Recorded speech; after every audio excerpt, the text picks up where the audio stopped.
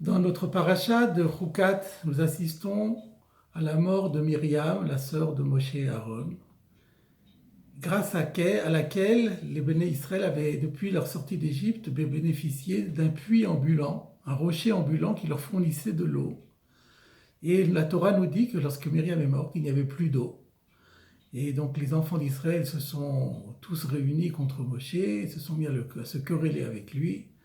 Et finalement, Dieu dit à Moshe, tu vas prendre ton bâton, et toi et Aaron, vous allez parler au rocher, et tu feras sortir de l'eau du rocher. Et au final, on sait ce qui s'est passé, c'est que Moshe Rabbeinu a frappé par 2 fois le rocher, qui a donné énormément d'eau.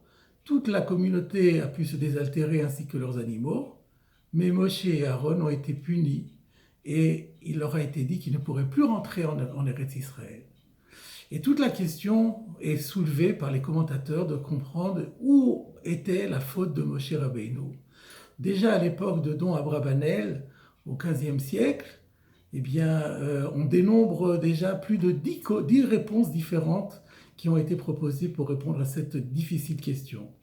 La réponse la plus connue, c'est celle de Rashi, qui nous dit que la faute de Moshe a consisté dans le fait que Dieu lui avait demandé de parler au rocher, et lui, il a frappé le rocher. Et pourquoi, en fait, Moshe a-t-il frappé? Parce qu'il avait parlé au rocher, mais comme ce rocher était un rocher ambulant, qui s'était, à la mort de Myriam, faufilé parmi les autres rochers, quand Moshe Rabbeinu s'est adressé à un rocher pour lui demander de faire sortir l'eau, il s'est trompé de rocher, ce n'était pas le bon. Et alors il s'est dit, tiens, c'est bizarre, peut-être que Dieu veut qu'après que je lui ai parlé, je frappe dessus. Et à ce moment-là, le vrai rocher s'est présenté à Moshe, et Moshe a frappé dessus, et c'est comme ça qu'il a eu de l'eau. Et donc la faute a été d'avoir frappé et ne pas avoir parlé. Ce commentaire de Rashi fait l'objet de nombreuses objections. La première, c'est si vraiment Dieu voulait qu'il parle, alors pourquoi Dieu dit à Moshe Rabbeinu de prendre un bâton en main? Et puis aussi cette histoire de rocher qui se faufile, qui disparaît et qui réapparaît, paraît un peu forcée. Je voudrais vous proposer aujourd'hui une réponse qui est moins connue et qui est pourtant très ancienne, puisque nous la trouvons dans le Targum Yonatan. Le Targum Yonatan est un Targum, une traduction de la Torah en araméen, qui est attribué au Tana Rabbi Yonatan ben Uziel, mais qui est peut-être postérieur à lui, mais néanmoins c'est quand même un texte qui est très ancien et qui donne sa propre explication en traduisant le texte. Et voilà ce que dit le Targum. Le Targum Yonatan dit, Dieu dit à Moshe, toi et à Aaron, vous allez adjurer le rocher de donner de l'eau en utilisant mon nom, mon grand nom, le nom ineffable.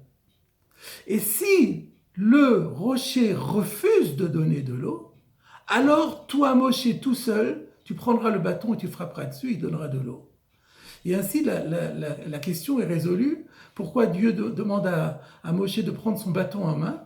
Parce qu'il y a 2 formules proposées, la formule numéro 1 et la formule numéro 2. La formule numéro 1, c'est de parler au rocher, de l'adjurer par le grand nom de Dieu. Et si ça ne fonctionne pas, alors de frapper. Et donc, la faute de Moshe a été de ne pas passer par la formule numéro 1 et de passer directement à la formule numéro 2. Mais ce qu'il faut comprendre, c'est pourquoi Dieu envisage 2 formules. Comment peut-il dire, si jamais le rocher n'accepte pas, s'il refuse, mais comment un rocher pourrait-il refuser? De quel droit et pour quelle raison refuserait-il?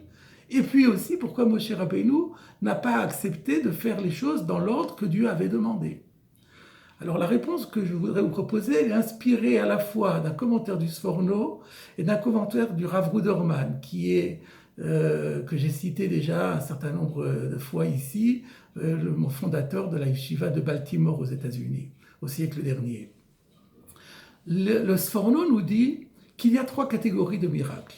Il y a le miracle caché, c'est-à-dire le miracle qui a toutes les apparences d'un événement naturel. C'est lorsque nous entreprenons quelque chose et que tout va bien, que nous sommes en très bonne santé, que tout fonctionne normalement, on a l'impression que c'est normal, en vérité, des fois c'est des miracles. quelqu'un est malade, une maladie qui pourrait être très grave, et puis finalement, tout se passe très bien, il guérit très rapidement, c'est un miracle. Mais c'est un miracle caché. On est en sécheresse, il se met à pleuvoir abondamment. Là encore, c'est normal, c'est la météo. En réalité, ce sont des miracles, mais des miracles cachés. Et puis, il y a une deuxième catégorie de miracles, c'est des miracles éclatants, qui ne pourraient pas se produire naturellement. Alors, il y en a deux. Il y a ceux où on demande à la personne, à un homme qui va être l'agent du miracle, de faire un acte, comme par exemple prendre un bâton et frapper sur le rocher, même si on sait que frapper sur le rocher ne donne pas d'eau en principe, mais quand même il y a une intervention humaine, parce que ça fait référence à un miracle qui est éclatant, mais qui est quand même moins éclatant que l'autre. Le Sfornodi, par exemple, c'est un miracle dont le résultat pourrait se produire aussi de façon naturelle, mais de façon plus compliquée.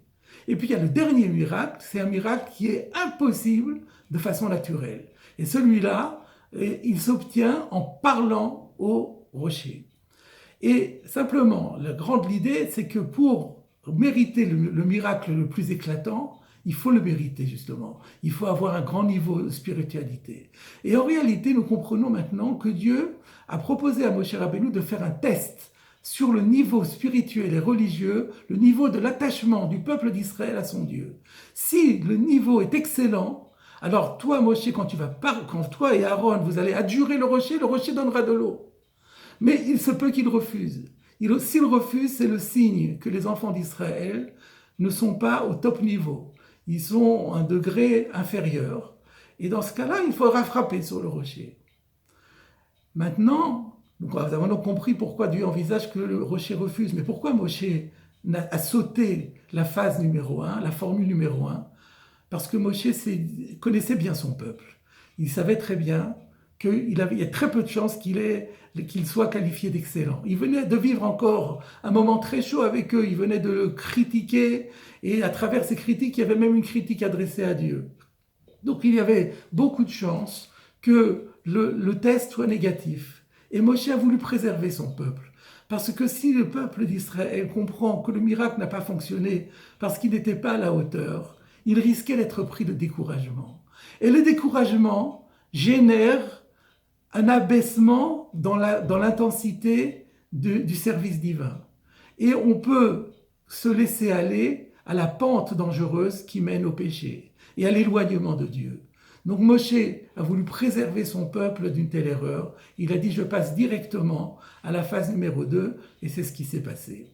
Le Rav Ruderman dit que la leçon qu'on doit tirer de cet enseignement, c'est que même avec les meilleures intentions, on ne doit pas désobéir à Dieu. Et donc Moshe Rabbeinu avait une très bonne intention, mais il n'aurait pas dû désobéir à Dieu. Et c'est la raison pour laquelle il a été puni. Mais quant à moi, je pense que la leçon, c'est surtout l'exemple incroyable que nous donne Moshe Rabbeinu. L'abnégation, le dévouement, l'esprit de sacrifice. Voilà que Moshe Rabbeinu est prêt à désobéir à Dieu, avec tout ce que cela peut impliquer, à sacrifier la réalisation de son rêve le plus cher de rentrer en Eretz Israël. Tout cela pourquoi? Pour préserver son peuple. Parce qu'il veut absolument que son peuple reste au niveau d'attachement à Dieu le plus élevé possible et qu'il ne soit surtout pas pris de découragement. C'est une leçon incroyable de dévouement du berger fidèle qui est Moshe Rabbeinu. Et la dernière leçon, elle nous est réservée à nous. Nous devons toujours lutter contre le découragement, ne jamais céder au découragement, car le découragement peut nous entraîner à nous éloigner de Dieu. Au contraire, quand nous sentons que les choses ne vont pas tout à fait bien, mobilisons toutes nos forces et alors nous retrouverons la voie du progrès.